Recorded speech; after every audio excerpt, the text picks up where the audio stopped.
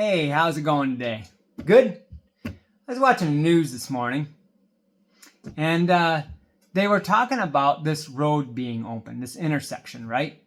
Now, I get doing a news story on this intersection. It's reopened, and traffic can go that way now, which it couldn't go through this intersection before, obviously, because they were working on it. But they go down and they show this intersection, all the new pavement, the asphalt and all that, because no one has ever seen new asphalt before. No one has ever seen a new intersection before. Now, maybe you find that stuff fascinating, and maybe you don't drive a car, or you've never been on a road before, and never seen new asphalt before. So I get it. You know, there's people out there that want to see that because they've never seen it before. I mean, let's be fair here. But they take it one step farther and they start interviewing all the stores around them to ask them how their business is going. Seriously? I mean, what are they going to say? Other than, it's better. I mean, obviously it's better if there's more traffic through where your business is at, the more business you're going to have. I mean, that's common sense, isn't it? I mean, I knew that. I'm sure you did too. So why is it that they have to do a news story and ask a business if they're doing better now since a road's open? Well, of course they're doing better because an intersection's busy, open, right? It's busier. And this isn't the first intersection. This is actually the third or fourth intersection, and they do the same type of news story every time an intersection opens up. It's the exact same thing. They go down there, they show the intersection open, they start interviewing all the stores around that intersection and say, is business better now since it's opened? Well, of course it's better now since it's open.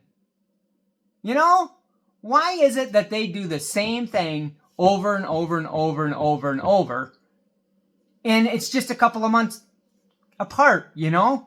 An intersection opens up this month, and they go down and do it, and then the next month, they go down and do the same thing all over again. They ask the same questions. They do the exact same thing, the exact same way, every single time. It's a no-brainer. It's not, well, what am I going to do today? It's, oh, well, there's an intersection. I better go down there and interview them. Now, you'll find this interesting, probably not surprising, but you know what they said afterwards? They said, well, they might be happy right now, but there's going to be more road work next year. Huh? What? I don't know if that's the way it is where you live, but where I'm at is there's road work every single year. Now, I'll say that one more time because you might have not heard me, but there's road work every year, right?